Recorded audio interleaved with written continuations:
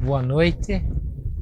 Continuamos nosso tempo âncora, refletindo um pouco nessas semanas passadas e nas próximas sobre a característica de um Deus que providencia para o seu povo o livramento. Olhamos um pouquinho a vida de Abraão. Abraão está situado mais ou menos a 2000 anos antes de Cristo. Semana passada vimos Jacó. E hoje nós vamos ver algo sobre a vida de José. Aí nós já estamos por volta de 1700 a.C. E José é um personagem à parte, porque ele não entra naquela fórmula, naquele dizer de o Deus de Abraão, Isaac e Jacó, os patriarcas, né? Não, José não entra nessa citação, mas José é um homem com uma profunda integridade e que recebe durante a narrativa da vida dele, que começa em Gênesis 37 e se estende até o final de Gênesis, né, capítulo 50, o José é um personagem diferente do Abraão, Isaac e Jacó. Em que sentido que eu estou falando a diferença? É que José mostra a sua integridade sem ter nenhuma oração redigida na sua biografia nesses capítulos. Existe 18 vezes na narrativa de José que ele cita o nome de Deus. E é bastante, é uma boa citação. E toda vez que José cita o nome de Deus na sua vida, é com conteúdo, é com sentido, testemunhando, vivenciando uma realidade que está dentro do coração de José. Você sabe que José não é como os patriarcas, ele não é sacerdote, não é rei, não é religioso, né? Sacerdote é um religioso, não é profeta, não é um juiz. José é um governante, mas isso só no final, né? Lá quando ele tem 30 anos apenas, que ele vai se transformar no líder do Egito. O que nós queremos passar hoje, em vez de pegar só um episódio da vida de José, nós vamos ver alguns cenários que são símbolos da vida de um homem de integridade, que José foi. Um homem de fé, que José foi. Um homem realmente, como ele cita numa dessas 18, fala sobre Deus, ele diz: eu sou um homem temente a Deus. Palavras do José do Egito, né, que está ali em Gênesis. Eu gostaria que você percebesse a integridade de José através dos cenários por onde ele passou. O cenário mesmo, meio geográfico, meio local, meio ambiente, que são símbolos daquilo que está acontecendo dentro do coração dele, da fé dele. E o outro símbolo que nós vamos comentar no encontro do âncora de hoje é que as roupas que José usa mostram, né, roupa, indumentária, vestimenta que ele usa, mostram as circunstâncias da vida dele, a relação com ele, com os outros e dele para com Deus.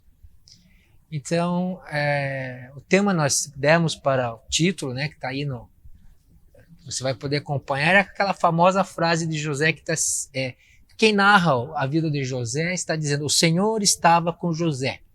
Essa frase você vai encontrar no capítulo 39, que é o texto base, no versículo 2, no versículo 3, no versículo 5, no versículo 21 e no versículo 23, esta frase: o Senhor estava com José.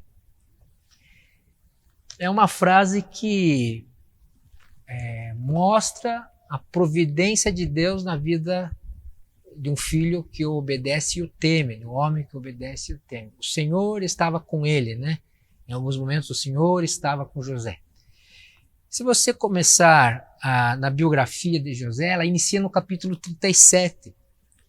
Antes de lermos o 39, vou dar uma passadinha no contexto que está em Gênesis 37.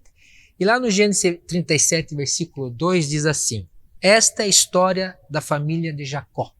Uma frase introdutória que vai falar sobre a relação de Jacó com seus 12 filhos e, em especial, com José, que é o filho do coração de Jacó, é o filho predileto, é o filho amado.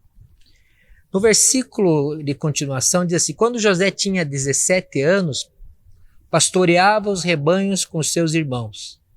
Ajudava os filhos de Bila e os filhos de Zilpa, mulheres de seu pai, e contava ao pai a má fama deles. No versículo 5, dando um pulinho, diz assim: certa vez José teve um sonho, e quando contou aos seus irmãos, eles passaram a odiá-lo ainda mais. Agora eu pulei, porque no 5 está dizendo que os irmãos, perceba, já odiavam José, então essa família tinha predileção, essa família tinha seus conflitos. Quando José conta sonhos aos irmãos, que é um sonho onde ele está sendo, os irmãos se curvam a ele, aí a relação com os irmãos de José realmente rompeu. Mas qual era o motivo anterior dos sonhos? Se você não lembra, eu vou ler para você. Ora, Israel, que é o Jacó, gostava mais de José do que de qualquer outro filho, porque ele havia nascido em sua velhice, por isso mandou fazer para ele uma túnica longa. Quando seus irmãos viram que o pai gostava mais dele do que qualquer outro filho, odiaram-no e não conseguiam falar mais com ele amigavelmente. Então aqui o narrador, o escritor do livro de Gênesis, quer nos mostrar que José era como os irmãos dele, pastor de ovelhas. Estava lá na casa de Jacó, na terra deles. Aqui eles já habitavam na terra de Canaã. Versículo 1 nos diz isso, do capítulo 37. E era uma família como todas as outras famílias são, com qualidades, com fraquezas, com conflitos, com disputas. Mas o pai, simbolicamente, então o primeiro símbolo que eu quero chamar a atenção da vestimenta de José, que você vai ver que durante a narrativa dele vai mudando, é que esse pastor de ovelhas, apesar de eles terem uma vida bem de campo, rupestre, ali na Canaã, ele tinha uma túnica longa, mangas longas, em algumas traduções eles trocam a palavra longa para colorida, uma túnica especial que o diferenciava dos demais irmãos. Essa túnica é um símbolo do que se passa naquele clã, nas relações familiares, o que se passa no coração do pai, amor, porque além de José ser o filho mais novo até aqui, Benjamim não tinha nascido, ele é filho da Raquel, que é a esposa que realmente Jacó amava. Era o grande amor do pai de José, o Jacó, que aqui chama-se Israel, era José.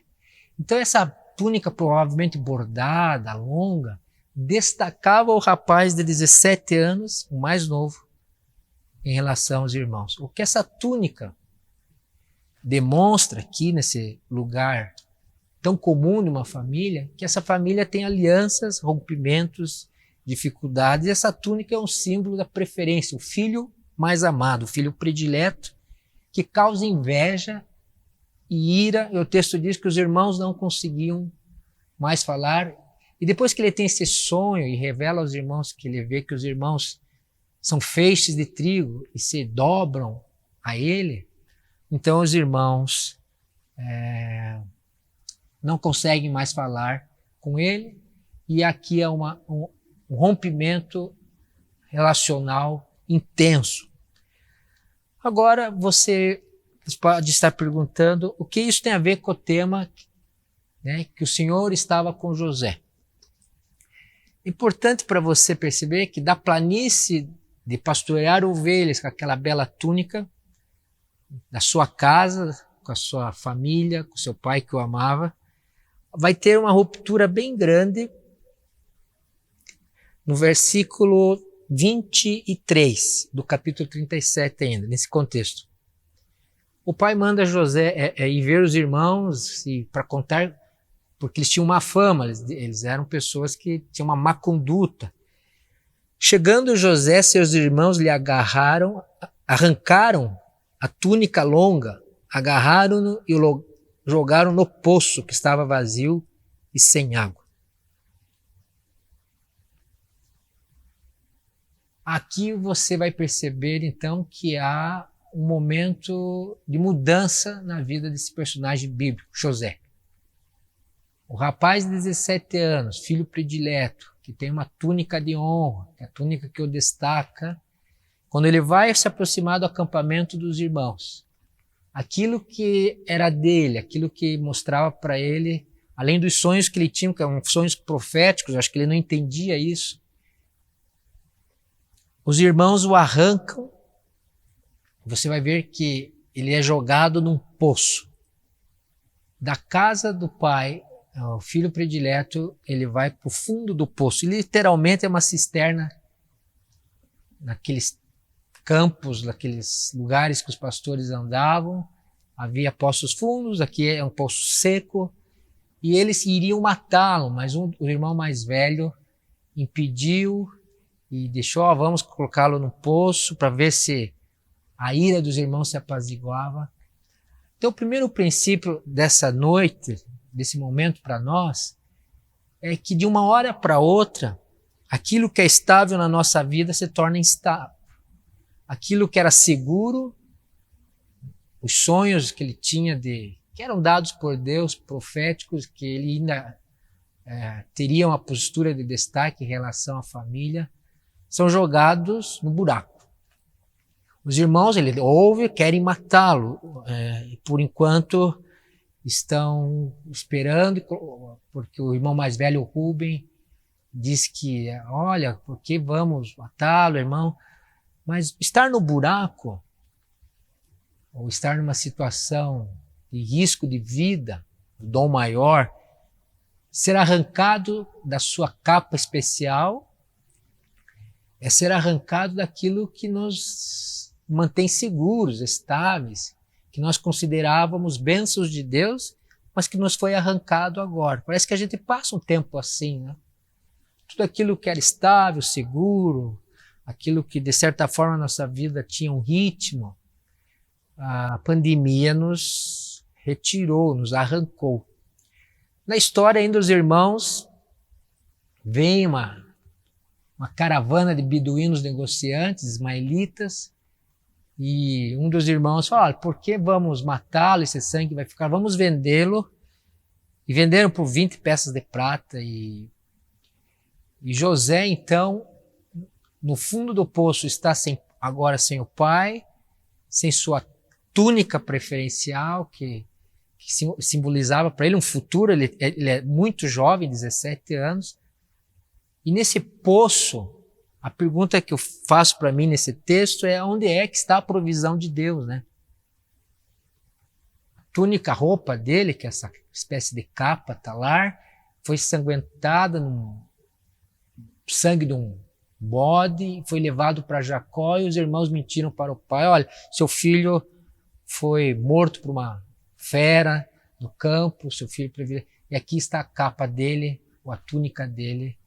Então eles enganam ao pai, eles se desfazem por algumas peças de prata. Esse dinheiro era muito pouco na época, era para um escravo ruim, era o menor preço para um escravo, o preço médio para um escravo, 20 peças de prata. Eles dão lucro, mas parece que eles se satisfazem, os irmãos, daquela ira, daquela inveja, do ressentimento, da mágoa, daqueles sonhos, que ele é o sonhador, José é o sonhador. E já no Gênesis 39, que tem essas expressões, o Senhor estava com ele, a pergunta é, mas como que o Senhor pode estar com ele se ele perdeu a família, o amor do pai, se os irmãos o odeiam, se ele perdeu a liberdade, porque agora ele é um escravo, e ele vai para o Egito nesse status de escravo, mas, apesar do poço ser fundo, talvez da mágoa dos irmãos contra ele serem até de forma injusta,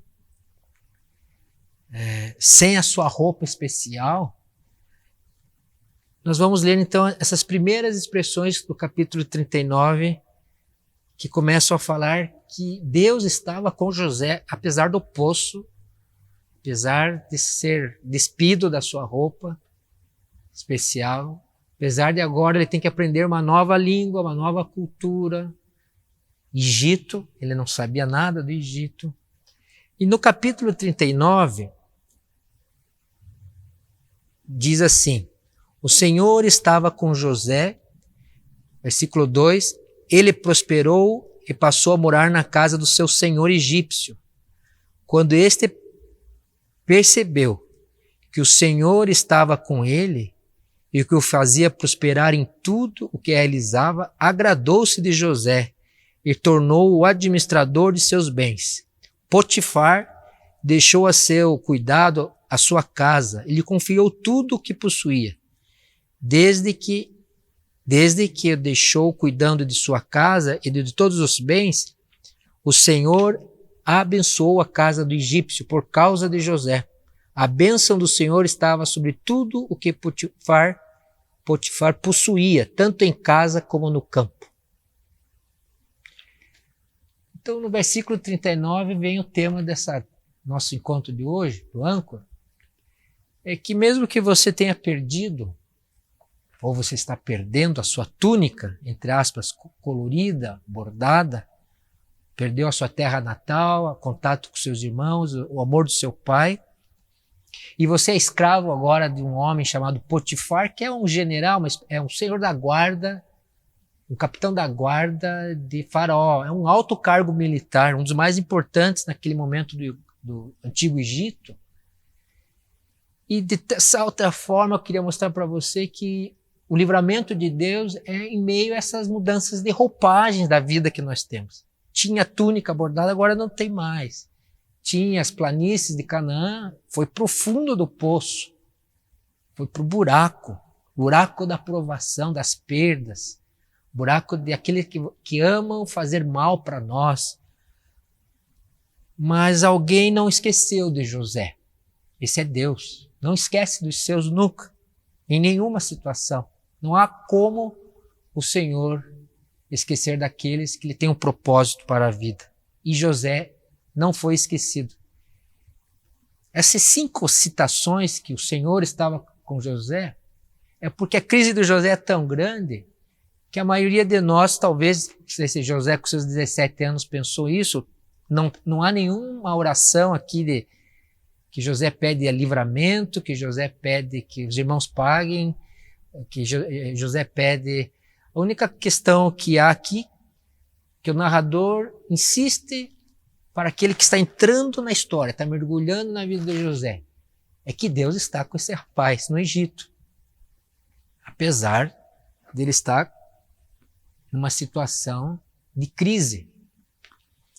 O Senhor está tanto com José, numa terra estranha, que o homem que o comprou, chamado Potifar, então do poço para Potifar, que esse homem que já é rico, ele entende que algo estranho está acontecendo na casa dele a partir de que ele colocou esse José morando com ele, é que tudo o que é dele, os negócios do campo, os negócios da cidade, os seus bens, a sua vida está sendo multiplicada porque Deus está. Então o texto mostra claramente que o próprio egípcio, lembre que o Egito é uma terra de deuses, de animais. Os animais são deuses. O falcão é Deus, né? O chacal é um deus, o sol, elementos da natureza, sol, lua são deuses. Aquelas figuras que a gente encontra nos filmes aí de History, por exemplo, metade humano, metade animal são deuses. O Egito é uma fábrica de idolatria. Mas diz nesse capítulo que o Potifar, esse militar egípcio, foi abençoado por Deus. O Deus aqui, o Senhor Deus, quer dizer o Deus de José. Não há orações de José, mas José está com Deus em íntima comunhão, em íntimo relacionamento, a ponto de ele prosperar. E aí a gente poderia dizer, por que a história não acaba aqui desses personagens bíblicos, não é? O homem que veio lá de baixo, cresceu, prosperou, ele é o gestor, o gerente família, dos negócios, um administrador de Potifar. E parece que o capítulo da adversidade, do poço, fica para trás, mas não. O poço é o capítulo dos rompimentos familiares, da tristeza emocional, da rejeição, da injustiça. Mas no capítulo 39, o Deus que está com José o abençoando, permite não só a aprovação da adversidade que foi o poço. Agora aqui temos a aprovação na prosperidade de José. Inclusive, às vezes, nós assim vamos concordar, não sei se você concorda, e quando as coisas vão bem, a aprovação também é grande. A prosperidade é um grande teste da fé. E José é testado aqui. Veja, se Deus permite que José vá para o buraco e perde a túnica talar, a túnica de honra, Deus permite que José prospere, seja um gestor altamente capaz, eficaz, a ponto do seu dono, Potifar, entender que o Deus de José está o abençoando. Mas chega um momento que você vai olhar, e essa narrativa é muito famosa, que a mulher do Potifar quer agarrar José, você sabe dessa história. E aqui José está sendo testado na fé, na integridade. E é uma das vezes que José cita a Deus nos textos da vida dele, é aqui, quando ele diz assim: ninguém desta casa está acima de mim. Ele está falando para a mulher que está tentando agarrá-lo e quer ter uma relação sexual de qualquer jeito com ele. Ele nada me negou a não ser a senhora, porque é a mulher dele. Contudo, poderia eu, então, cometer algo tão perverso e pecar contra Deus? Pergunta de José para ela. Como é que eu vou pecar contra o meu Deus? Aqui José está abrindo mão de um prazer, está abrindo mão também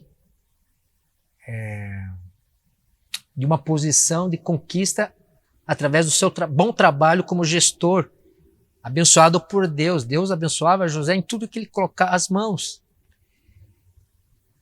Quando ela viu que, ao fugir, ele tinha deixado o manto em suas mãos. Novamente aqui parece a roupa de José, né? Antigamente era a túnica que os irmãos arrancaram. Agora quem arranca a roupa dele, a roupa de gestor, a roupa de bem-sucedido, a roupa de um escravo que está sob o comando de todas as ações do seu comandante, Potifar, o capitão da guarda. A roupa agora aqui não fica na mão dos irmãos, agora fica na mão de uma mulher que está sedutora, completamente correndo atrás dele. E quando ele foge, vai em direção contrária da tentação sexual aqui, ela fica com a sua roupa, ela fica com o seu manto, a sua capa, você pode traduzir, né?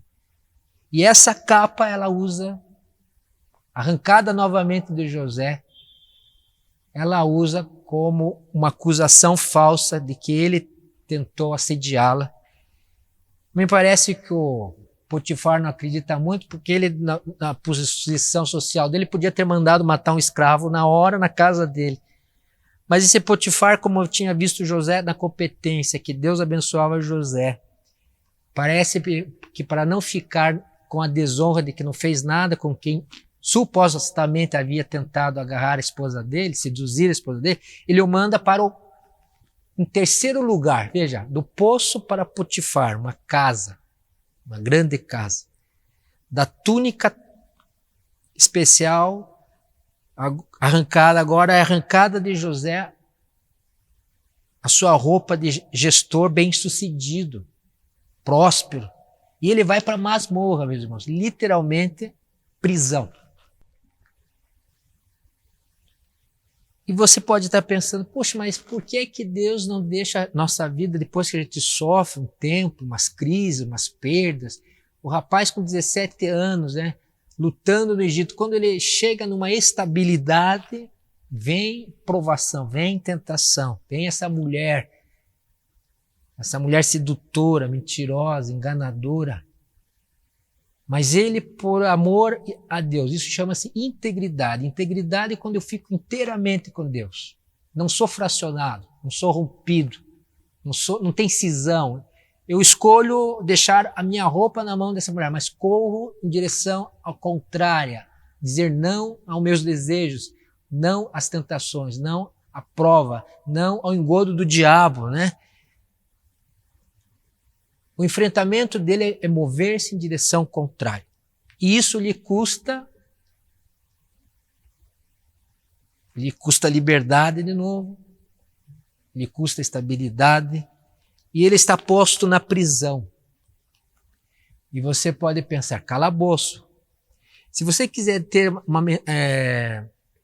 existe o Salmo 130, versículo 1, das profundezas clamo a ti, Senhor, ouve, Senhor, a minha voz. Esse é um salmo favorito de Agostinho, Santo Agostinho, bispo de Hipona. E versículo 1, vou repetir, diz assim: das profundezas clamo a ti, Senhor, ouve a minha voz, esteja atento os teus ouvidos às minhas súplicas. Não existe uma oração escrita na vida de José, mas por certo, quando ele chega ao calabouço, na prisão, novamente no buraco, novamente, parece que tudo foi tirado dele. Insistentemente o texto bíblico narrado volta com essa expressão. Veja o versículo a partir do 20. Mandou buscar a José e o lançou na prisão em que eram postos os prisioneiros do rei. José ficou na prisão, mas o Senhor estava com ele e o tratou com bondade. Aqui é um acréscimo do escritor de Gênesis, que além de dizer que o Senhor estava com José na prisão e permitiu que José passasse esse cárcere, esse aprisionamento, e o tratou com bondade na prisão.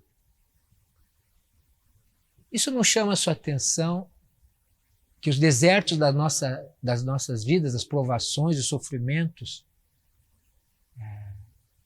podem ser lugares onde se encontre um oásis ali no meio, que é a bondade do Senhor?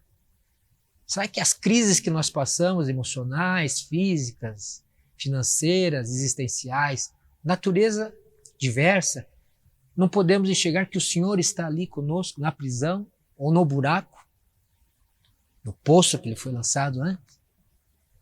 Mas por que José consegue? E por que o narrador insiste nessas frases? O carcereiro não se preocupava com nada do que porque estava a cargo de José. O Senhor estava com José e lhe concedia bom êxito em tudo o que realizava. Aqui José foi o diretor da penitenciária, vamos dizer assim. O diretor da penitenciária diz: você é o nosso gerente aqui, o administrador da prisão do rei, do faraó aqui, né? Egito é faraó. E o texto novamente faz aquela frase: o Senhor estava com José e ele realizava tudo bem feito, prosperava. Não é uma questão de capacitação, mas é uma questão mais de entrega do coração. Não é uma questão só de competência, mas é uma questão de integridade e fé aqui. Não é uma questão de oportunidade. Qual a oportunidade que você tem estando no calabouço? Nenhuma. Injustamente, nenhuma.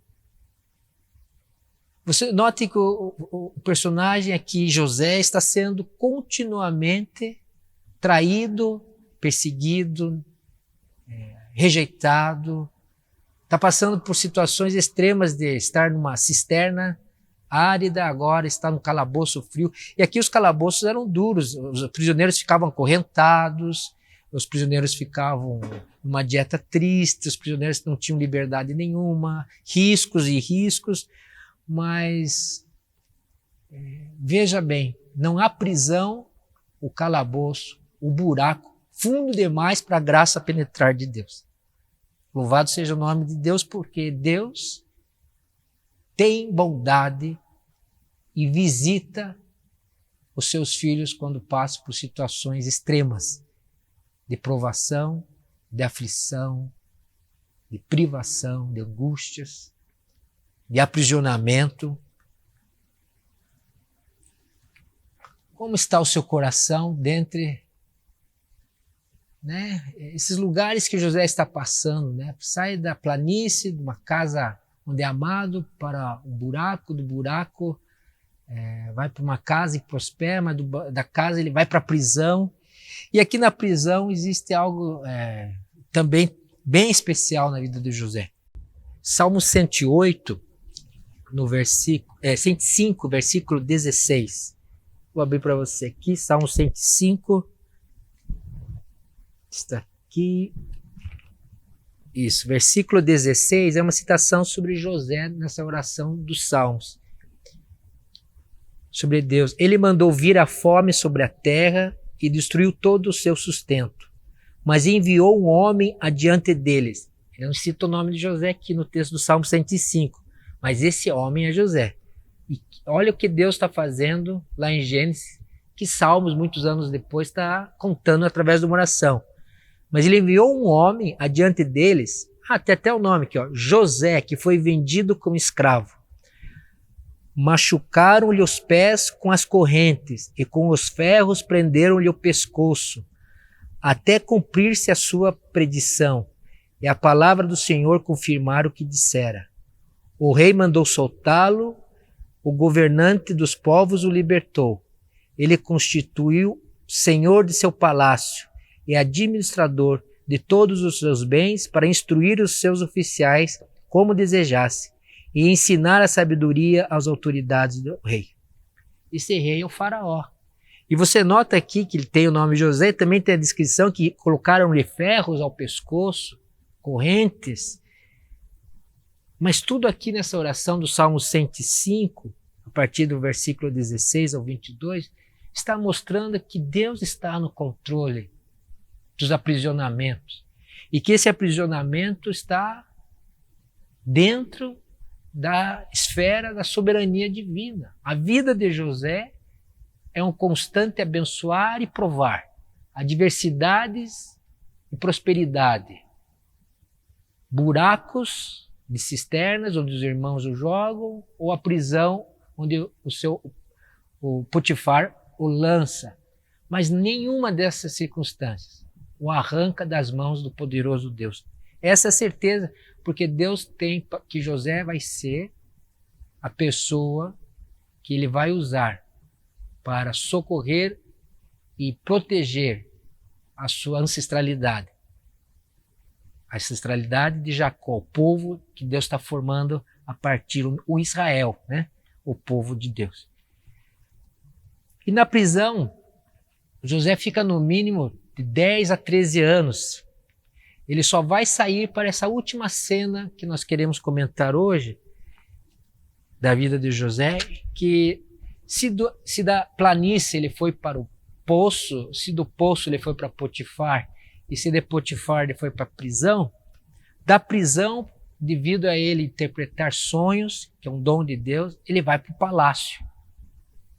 E no palácio é um lugar onde todos nós queremos viver, mas às vezes a gente não quer atravessar os anos. Ele só chega no palácio aos 30 anos. Está claramente na narrativa dele. Quando o faraó tem um sonho, ninguém consegue interpretar, mas o funcionário do faraó, o copeiro, que tinha ficado preso com José, diz: olha, lá tem um homem na prisão que interpretou o meu sonho, vindo de Deus, ele tem revelação de Deus.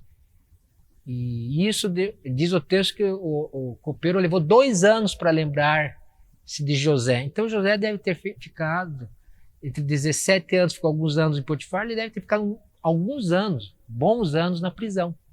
Mas aos 30 anos, então, José vai se tornar governador do Egito. Isso está no Gênesis 40, eu vou ler a partir do 37. 40... o 40 José interpreta os sonhos, mas eu vou pular para o 41, versículo 42. Em seguida o faraó tirou do dedo um anel selo, e o colocou no dedo de José. Mandou vestir linho fino e colocou uma corrente de ouro em seu pescoço. A roupa de José muda novamente, porque Deus está fazendo a sua trajetória mudar. José deixa sua roupa de presidiário e aqui ele ganha, como no começo da vida dele, uma roupa especial, linho fino, anel com selo real, simbolizando que ele é o segundo no poder do Egito. Abaixo do faraó só há o José, o governador do Egito. Ele recebe a segunda carruagem do reino, uma corrente de ouro em seu pescoço. Também o fez subir na segunda carruagem real, versículo 48. À frente os arautos iam gritando, abra um caminho.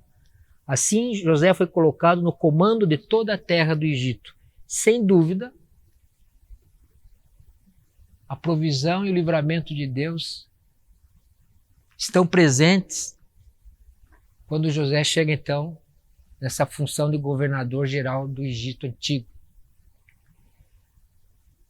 E essa frase, agora fica mais fácil, o Senhor estava com José, porque agora a roupa dele é linho fino. Ou se a gente ficar só pensando na nossa vida, o Senhor está comigo quando eu estou usando uma túnica colorida, como a que Jacó fez, ou com uma roupa especial de governador de linho do melhor fino, como o faraó deu a José agora, a carruagem melhor, ouro, governança, poder, autoridade, porque José decifra o sonho e prepara o Egito para 7 anos de fome mundial, toda a terra, e 7 anos de vacas gordas, onde ele ajunta e administra os bens do Egito, e 7 anos de vacas magras, onde todo mundo tem que comprar cereal e alimento lá no Egito. Ele preserva a vida de Jacó e de seus irmãos, ele concede perdão, e a narrativa de José vai longe, mostrando muitos frutos de um homem que está inteiramente disposto na mão do Deus que ele tem fé. Você pode passar por prisões, passar por poços, pode passar por provações e tentações.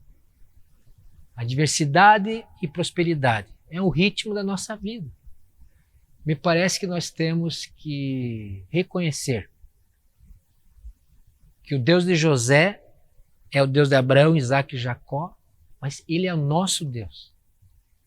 E ele nos trata com bondade. E quando eu estava concluindo essa meditação, me veio no meu coração uma frase do Salmo 23, né? Que é o Salmo de Davi. Veja, José está vivendo numa época que não tem lei escrita, o Torá não existe ainda, né? Ele não tem um livro religioso, ele não tem no Egito uma igreja, uma sinagoga, ele não tem pessoas que creem no Deus dele. José, a partir de que ele sai da casa lá do Jacó, ele está por conta na sua fé, mas o Senhor estava com ele, então isso basta. O Senhor está agindo com bondade, mesmo em meio ao aprisionamento. E quando ele veste a roupa final, que é a roupa de linho, e aí com 30 anos, 17 para 30, José vai viver muito, eu acho que ele vive até 110, que está lá a morte dele no capítulo final de Gênesis. Ele tem muito tempo para ir abençoando a vida dos povos, sustentando o Egito através dos seus planos maravilhosos de gestor, vai honrando a Deus porque tudo ele glorifica a Deus. Nessas 18 citações, eu quero concluir com isso, José está mostrando que a fé e a espiritualidade dele acontecem na vida, no trabalho, nas relações com irmãos que ele perdoa, na diligência de fugir da tentação. Eu queria citar aqui para fechar algumas falas, já que não existe nenhuma oração pessoal dele, mas existem algumas falas. Por exemplo, no Gênesis 39:9, como eu li, ele pergunta na hora da tentação, como é que eu vou pecar contra Deus? Eu não posso fazer isso. No Gênesis 40:8, ele diz para aquele copeiro do rei que está preso com ele, que Deus tem poder para revelar. É um Deus que revela. No 41:16, ele diz para Faraó que Deus tem interpretações para qualquer sonho, que Deus daria uma palavra para Faraó. No Gênesis 42:18, ele diz aos irmãos que vão lá para o Egito comprar comida, porque estão famintos lá em Canaã, eu sou uma pessoa que teme a Deus. Não precisam, né? Vocês me venderam, mas ele falou amorosamente aos seus irmãos. Eu sou uma pessoa que teme a Deus. No 45:5, ele incentiva as pessoas a verem que Deus me enviou na frente. Eu sou a provisão de Deus para manter a nossa família, manter o nosso povo. E no 50:19, e esse eu quero ler, vamos abrir aqui, as últimas falas dele já, né? Porque aqui ele já está quase todo resolvido com as suas questões de família. Vamos lá para o capítulo final, capítulo 50 de Gênesis. Capítulo 50:18. Já no finalzinho do capítulo de Gênesis, antes do autor começar a falar da morte dele, depois vieram seus irmãos, prostraram-se diante dele e disseram: aqui estamos, somos seus escravos. Lembra do sonho dele de 17 anos? Quando ele tinha 17 anos, os irmãos se prostram. Diz: nós somos seus escravos. José, porém, lhes disse: não tenham medo.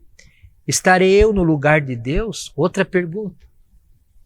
Eu não sou Deus, não tenho medo que eu vou fazer a justiça, vingança.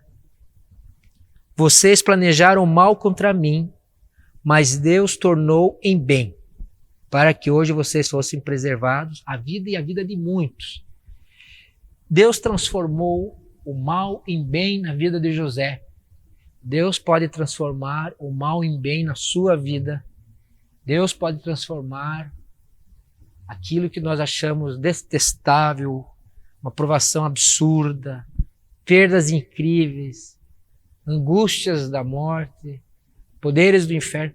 Deus pode transformar tudo isso em frutos e flores, em bem na sua e na minha vida.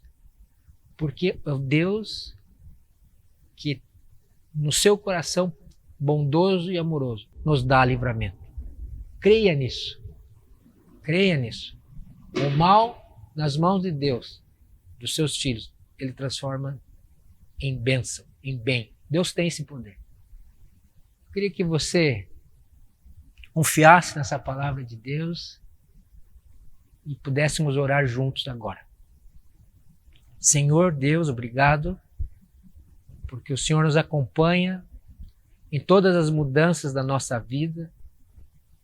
O Senhor nos acompanha nos momentos de dor, é o consolador, nos momentos de prosperidade, é doador das bênçãos, provedor, sustentador. Nós colocamos sobre as tuas mãos as nossas queixas, os nossos medos. Nós colocamos nas tuas boas mãos a nossa terra, nosso país, a situação que vivemos, Senhor, reconhecendo que é na sua generosidade, no seu amor, é por causa da tua misericórdia que se renova cada manhã, que nós buscamos livramento para nós, para os nossos familiares, para o teu povo, para todos a tua criação. José, Senhor, foi usado por ti para livrar aqueles povos da fome, Senhor. José foi usado para livramento. Nós pedimos que o Senhor traga livramento sobre a nossa terra, sobre as nossas vidas. Nos mantenha com um olhar firme na tua misericórdia, porque o Senhor é a nossa esperança. Aceita, Deus, a nossa oração que é feita em nome de Jesus. Amém. Então tenha uma boa noite, permaneça com seu coração firme em Deus. Até quarta que vem.